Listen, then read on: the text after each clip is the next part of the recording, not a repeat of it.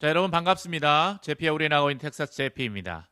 자, 오늘은 투자는 가위바위보 게임이 아니라 낚시다라는 제목으로 이야기 나눠보도록 하겠습니다. 자, 요즘 주식시장을 보면 굉장히 혼돈의 시기인 것 같습니다. 자, 오늘 증시도 많은 사람들이 이 CPI 데이터가 높게 나올 것이라고 예상하면서 하락을 예상했었죠. 그런데 반대 견해를 밝히는 의견이 또 팽배해지면서 오히려 오늘 주가는 상승했어요. 자, 지표도 똑같고 발언도 똑같고 그런데 해석만 달라서 귀에 걸면 귀걸이, 코에 걸면 코걸이입니다. 자, 내일 CPI 데이터를 분석하며 자, 예상보다 하락, 예상보다 상승, 예상의 부합 이렇게 세 가지의 경우의 수에 따라 주가가 어떻게 될까 분석합니다. 그래서 내가 가지고 있는 주식을 오늘 팔아야 할지 아니면 보여야 할지 고민해야 될지 하는 분들이 많았어요. 자, 이렇게 주식시장이 요즘 홀짝 게임, 가위바위보 게임이 돼버린 것 같아요. 지난 2022년에 하락장을 겪으면서 사람들은 주식 투자를 굉장히 극단화, 양극화시켰어요. 페드가 금리를 인하하면 주가는 상승, 금리를 인상하면 하락, 양적 완화를 하면 상승, 양적 긴축을 하면 하락. 그야말로 홀짝, 짤짤이 게임같이 돼버렸다는 거예요. 그래서 사람들은 페드 의장의 이 파월의 입만 바라보고 있습니다. 그의 입에서 단어 하나가 어떻게 쓰여지는지, 그의 표정, 그의 말투, 심지어 그의 억양, 뉘앙스까지 분석해야 합니다. 내일 CPI 데이터가 세 개 중에 하나겠죠? 가위바위보. 데이터가 오를 수도 내릴 수도 보합일 수도 있을 것입니다. 그런데 많은 사람들이 이 가위바위보 게임에서 마치 100% 승리할 수 있을 거라고 장담합니다. 여러분, 하지만 홀짝이나 가위바위보 게임은 단순한 확률에 의한 게임입니다. CPI가 낮게 나왔다고 상승할지 하락할지 아무도 모릅니다. 그런데 많은 사람들이 나는 반드시 이 게임에서 승리할 수 있다고 생각하면서 엄청난 양의 데이터를 분석하면서 예상합니다. 그럼 내일 CPI 데이터가 정말 어떻게 될까요? 여러분, 아무도 모르죠.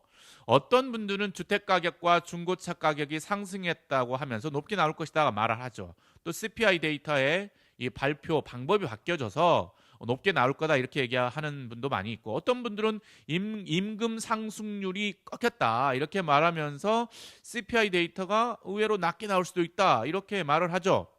그러나 분명한 것은 상승, 하락, 부합 이 셋 중에 하나일 것입니다.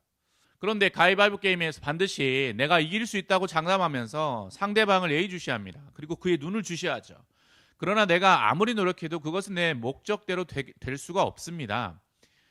내일 하락을 예상하고 오늘 내가 모두 팔고 주식을 내일 깊게 하락하면 다시 내가 사야지 그렇게 생각해가지고 그렇게 다 이룰 수 있다면 모두가 부자 되겠죠. 그러나 어떻게 될지는 아무도 모릅니다. 우리는 투자를 할 때 가위바위보 게임 또 홀짝 게임 하듯이 하면 안 됩니다. 우리는 주식 투자를 낚시하듯이 해야 된다고 생각해요. 낚시는요, 나의 찌에 먹이를 끼워서 강에 놓고 신호가 올 때까지 기다립니다. 낚시의 고수들은 물고기들이 이 먹이를 뜯어먹는 것만 보고도 물었는지 물지 않았는지 이게 속임수인지 잘 알 수 있습니다. 그래서 주식 고수들은 이 하락이 대세 하락인지 대세 상승인지 이게 페이크인지 예상을 합니다. 그러나 대부분의 사람들은 고수가 아니죠. 그래서 낚싯지가 조금만 움직여도 이 낚싯대를 잡아당겨서 이 물고기를 잡으려고 합니다. 그러다가 항상 허탕만 치죠. 그래서 우리는 너무 욕심부리지 말고 이 물고기가 완전히 낚시 바늘을 물었을 때까지, 그때까지 기다려야 된다는 거예요. 그래서 확실히 물어서 낚싯대를 끌고 강이나 바다까지 끌고 들어갈 때까지 우리는 기다려야 됩니다.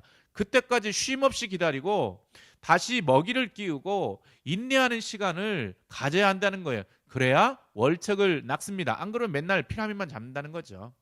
내일 만약에 CPI 데이터가 약간 상승이라도 하면 주가가 크게 빠질 것입니다. 그러나 작년과 같은 대폭락은 없을 것이라고 생각을 합니다. 아니, 대폭락이 있어도 상관없습니다. 우리가 대응을 하면 되니까 말입니다. 그렇게 미리 겁먹지 않았으면 좋겠어요. 그래서 미리 겁먹어가지고 다 매도해놓고 이러지 않았으면 좋겠어요. 물고기가 먹이를 따먹고 도망가면 그냥 다시 먹이를 끼우면 됩니다. 주가가 많이 하락하면 추가 매수하면 되는 거예요.